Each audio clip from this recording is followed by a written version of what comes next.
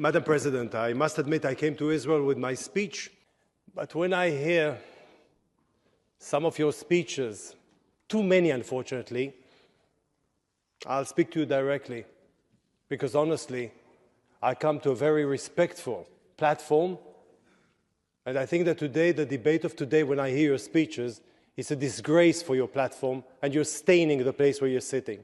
And I'll tell you why. Because people violated my sovereignty, entered my homes, entered kibbutz, entered little towns, and took, pick up, did not kill, because kill is too easy. They slaughter, they rape, they hijack, they mutilate. Why? Because you're Jewish. What has happened 8 years ago? You do it because you're Jewish. But there's a big difference.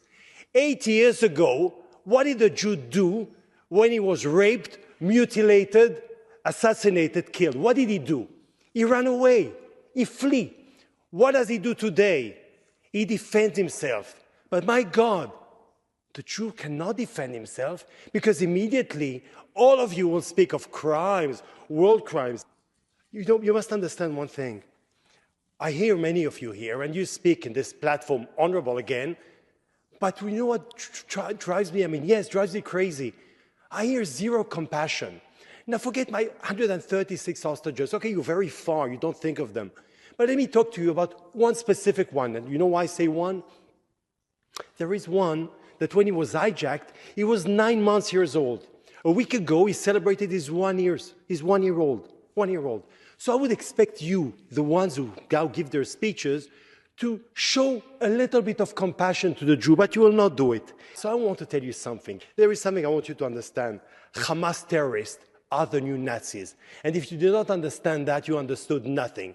But there is one thing after those speeches that I hear, those disgrace, those shameful speeches I hear. I did not come here to Strasbourg to speak to you in order to justify myself.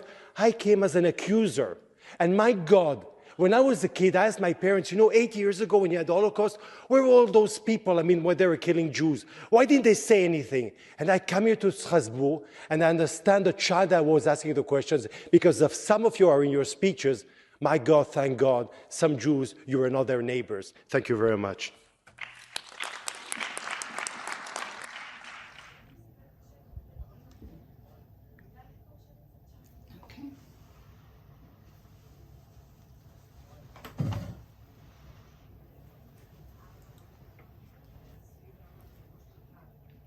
Great.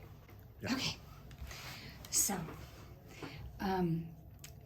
tell me about the speech that you had planned to give in Strasbourg and then the speech that you did give. Yeah, I would say that on one hand, I'm very pleased. On the other hand, I'm frustrated. Why? Because I worked on my speech, and it was an important speech that I wanted to give in Strasbourg. But when I came there and I saw the report they prepared, over there, of course, they did condemn the 7th of October, which is something that is obvious, I would say. But then you see that the linkage between humanitarian and the ceasefire, and we know exactly what ceasefire means, another pose, a ceasefire and the long one.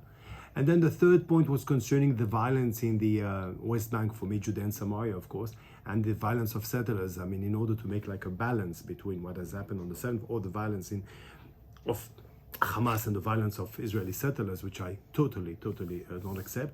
And then you had another fourth point, which is the day after, meaning the two-state solution, which again is awkward because in such a report where you condemn the 7th of October, you don't give a prize to a terrorist organization by speaking about the two-state solution. You wait, or you can do it, of course. Even in Israel, people are speaking about it, but you do it in another report. So let's say that I started, all the debates where I felt frustrated. I felt it was unfair.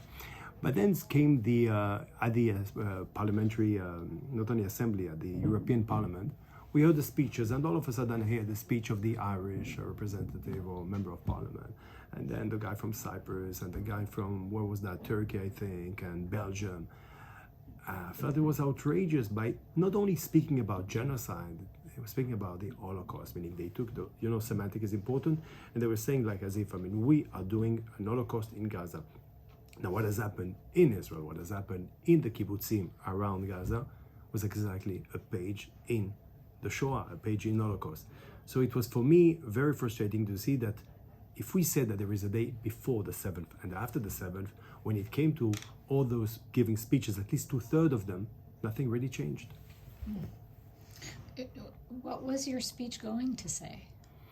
No, my speech was, the only thing is that in a sentence, the Jew can defend himself. He's entitled to it. And if he defends himself, he's not committing genocide. And then I took, for example, I don't know if I had time, you speak only for 3 minutes, but I will tell you that for me, when I was in high school, not only in high school, also in primary school, my parents sent me here in Israel to a school in Jaffa with little Arab kids and diplomats, and I was there as an Israeli born in Israel.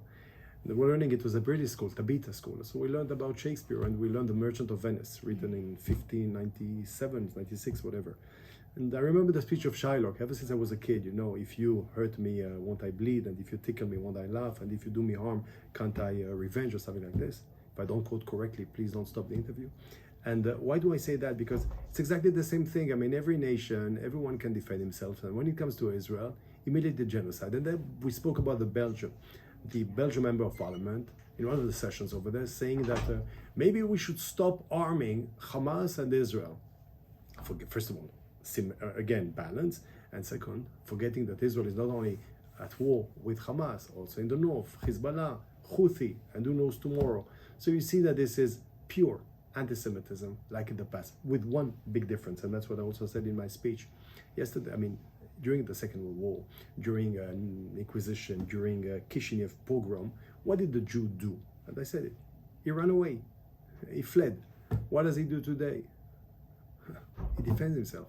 But when a Jew defends himself, immediately we speak of genocide. And this brings me also to the ICJ, which is also shocking, because try to imagine with me, 8 years ago, for example, that you have an ICJ, Great Britain is fighting against the Nazis, and Great Britain is being summoned to court. That's exactly what happened. Yeah. Some of the evidence that was presented about, claiming that Israel is committing a genocide had to do with what some of the politicians in Israel said, including you. Can you just talk about what your Amalek comment was and what it means, and so people understand, because it seems to have been taken to mean something else. Look, genocide, we all know what genocide is, and unfortunately, this world, there is good and evil. Although we'll try to paint everything in bright colors, there is good and evil. And those who are committing genocide are evil, and those, by the way, who penetrated our cities in our country, our sovereign country, our sovereign land. If they could, they would have committed genocide, because when you kill kids, when you kill elderly people, you kill anyone, everyone. So if you give them a chance, they will commit genocide. So those who are committing genocide, it's them. A. Secundo, concerning the attack or the blame that Israel is committing a genocide, let me remind you that I've never seen such a thing. When 1949, when UNRWA was created, UNRWA, the agency for the Palestinians refugees, they were talking about 500,000. Today they speak of 7, 8, 9 millions, I don't even know how many. Why do I say that? Because I've never seen a genocide when population grows, to show you how absurd it is. Another thing about genocide is when you kill people, in a vicious way, in a blind way. You don't even see, and you just throw your bombs. Israel in Gaza, before we strike, we tell the people we're going to attack. In what way? We inform them. Sometimes even we call on the phone. And I'm not even talking about the humanitarian aid that is coming all the time in quantities. So how absurd it is, and frustrating. And this is why I was so upset and angry, and I said what I said. And another thing I said, I did not come to Strasbourg, and even today when I face my friends in the international community, the last thing I'm doing right now is to justify myself. And I told them over there, I come as the accuser, because I accuse you of not allowing me to win this war. I accuse you, for example, the Red Cross, of not seeing when we meet here, it's almost 130 days of captivity, and you haven't seen yet the hostages. I accuse you, Mr. Baldini, I think his name is, because on Saturday we were on the same TV show, LC in France, and he was there talking about the poor Gazawi people in the Gazans. He didn't say a word about the hostages, not even a word. So that's another word I used in my speech in Strasbourg. Zero compassion. Show, pretend. Show some compassion. Try to make this face sad, worry. But even this, they cannot. So that's what I said. And to get back to the comment about Amalek, Can you just say who Amalek was in the Bible and what this idea is? Amalek was, of course, evil and wanted to destroy Israel. And when we say, it's like a term, it's like a saying in Israel, Le'ashmid et Amalek. Even the president mentioned it, and you can't say that the president is an extremist. It's something that we use in Israel in order to, it's like a metaphor of an enemy, but a vicious one. This is Amalek. Now, with all due respect, when I said there were no, because forget Amalek, because I have no problem to face my tweet. I said there were no Ezrachim Tmimim, naive citizens, in brackets, by the way. No, I was editor-in-chief before that, so I know exactly how to write, how to spell, what brackets means. The third wave that came inside our kibbutzim, our towns, on the 7th of October, were civilians from Gaza with kitchen knife. Not only they slaughtered babies, they even took their toys. When the bodies came back to Gaza, you can see they filmed that you see civilians chanting, praising. Wait. In 2006, although the chart of Hamas is my destruction, they voted 65%. And although all of this, still, I am at war against terrorism, never civilians. And the difference between me and them, as Golda Meir said in 1973, I think she's after the Kippur War, she said, we shall maybe one day forgive you for having killed my children. I will never forgive you for having made me kill yours. If we kill, God forbid, a civilian, it's by mistake. And believe me, my soldiers will not sleep at night. When they do it, they celebrate. This is the difference. So they will not give me moral lessons and they will not give me grades, and I know. And my tweet was 100% legitimate. And by the way, if they took us to Hague because of quotes and not because of actions, it shows everything. Yeah, it actually makes me think of the position that we're in the United States, where people have started to say that speech is violence, and when you have this sort of moral inversion of No, I will answer you. Yeah. I will answer you. My friends in America and my good friends in America, don't forget that America is important for Israel. We had more than 300 planes coming from America with the support. We had, of course, the veto, American public opinion. America is my best friend, and thank God, in a changing world, I want America to stay the number one power. This is very important because we saw also how the competitors of America, China and Russia, let's be honest, the way they speak about the conflict, and the Americans. So America is important. Now, I share with America the same values. I want America to be proud of my friendship. I'm not a burden to America. I'm an ally of America. And only to show you an example, about a few days ago, 3 American soldiers were killed in the border between Syria and Jordan. How did America react? React by force. I was a journalist before being a politician. What did I do? I covered also wars. I covered the war in Iraq. I covered the war in Afghanistan. What did America did in Mosul after terrorists attacked America? It took them 9 months, but they came to fight against terrorism. What is Israel doing right now? Exactly the same thing. What did France do after Bataclan? They attacked Raqqa in Syria. That's exactly what we do today. You defend yourself against terrorism. So what other countries are doing, we're doing the same thing. That's it. So what is your assessment of how this genocide accusation made it all the way to how it went? Why was it not just rejected out of hand? First of all, I'm happy about my public opinion in Israel, because you can be secular, religious, you can be left or right. Everybody knows how absurd it is. Everybody's proud of our soldiers. Everybody knows exactly the instructions. My daughter went to the army 2 weeks ago. I see she got instructions. I see, she talked to me. Before you shoot, all the restrictions you have. I am proud of my army, believe me.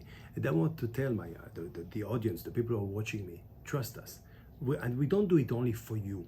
We don't do it only because we're afraid of ICJ. We do it for ourselves. We respect people. My God, if a Palestinian kid now has a problem, I have a problem. It's important to me. I'm always proud, Let me be very personal now. I have 4 kids. Among them, there is one that has some hard problems, tough ones.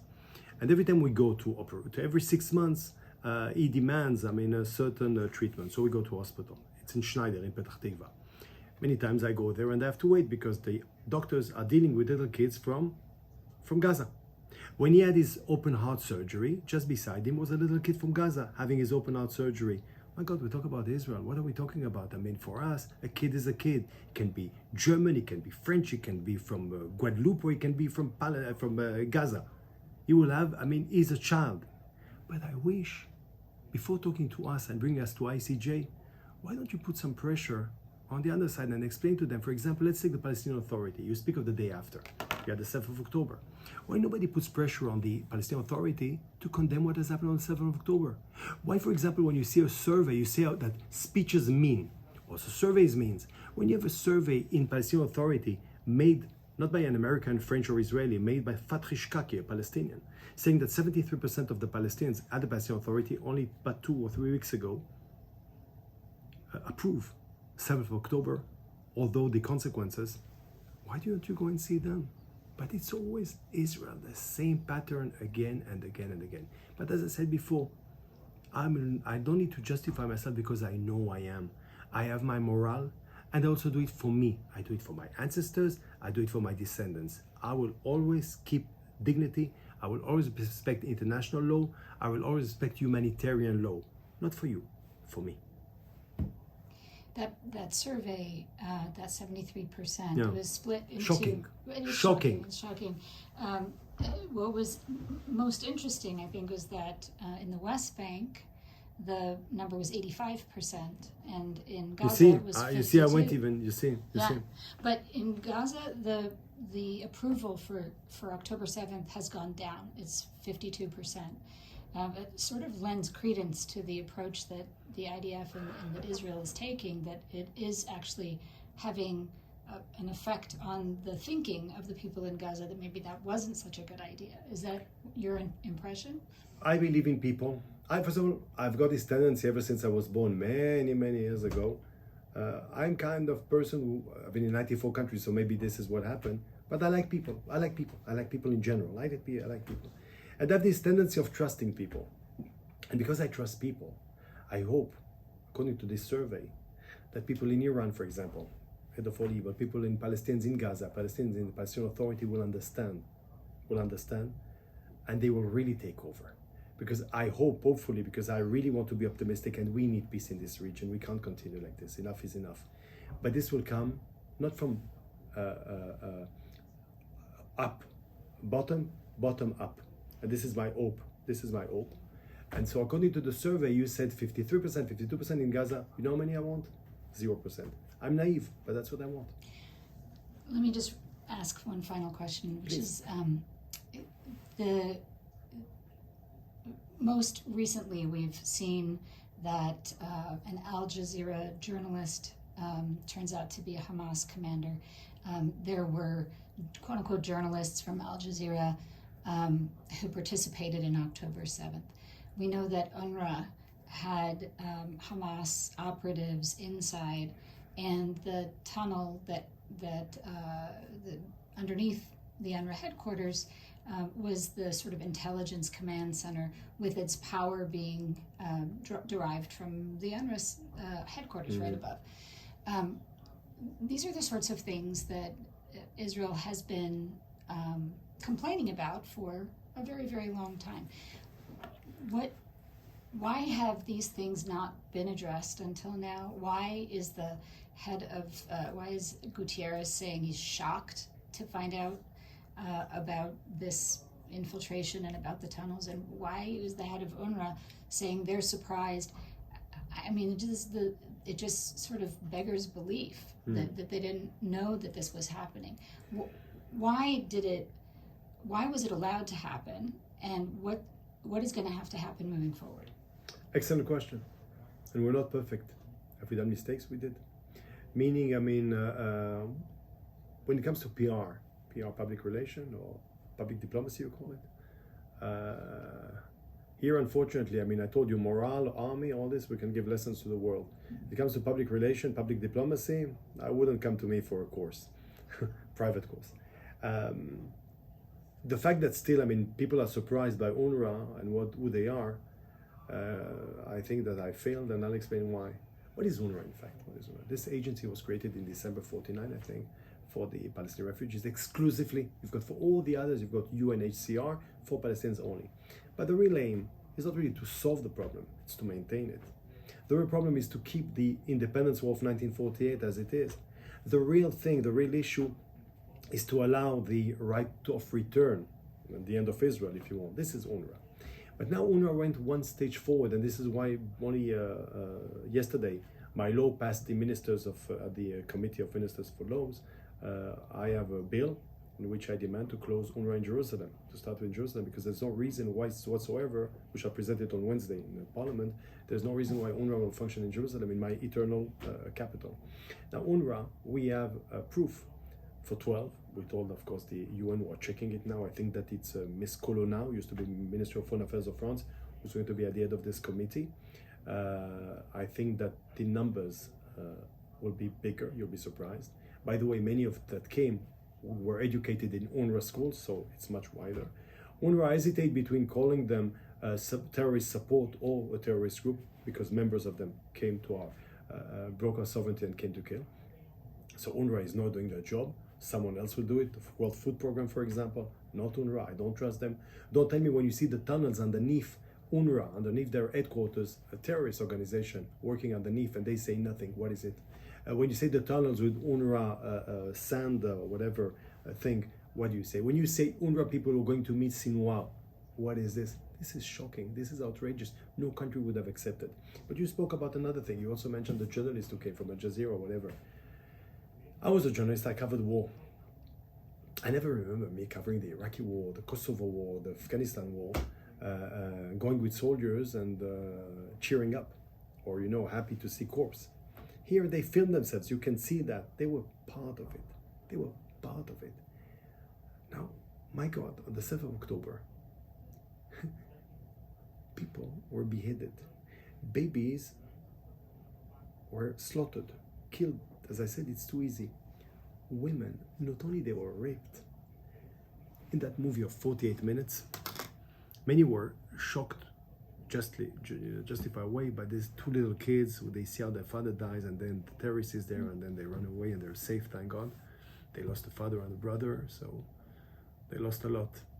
But I was shocked by this image. There is this car, I think it's they were coming back from a party, from a music festival. What was that music festival? She was lying there. The way she's dressed up, you can see that, you can understand. Even the body, the way the body is, you can understand. You can see the cuts in the legs being tortured during, and half burnt. And yet, my God, she was beautiful. They could not take the beauty out of this woman. When you see this, I'm telling you, I mean, any person will have the sentiment of, my God, penetrating Gaza and destroying everything. And this is not Israel. We shall not do it, because this is not us. And in the name of this woman lying there, this beautiful woman, I deserve to stay where I am, but I deserve to make sure that no other woman will have this. And this is what Israel has to do. And this is what Israel is doing with humanitarian law, with international law. We're respecting human beings. We're respecting civilians. We're respecting life of women in Gaza. But we also respect our people. And we shall make sure it will not happen again. And yes, in 2024, in the difference in the 40s, 1940s, a Jew not only can defend himself, but defends himself, and as I said at the Strasbourg, whether those members of parliament like it or not. That's it. Thank you very much. Yes, that's it.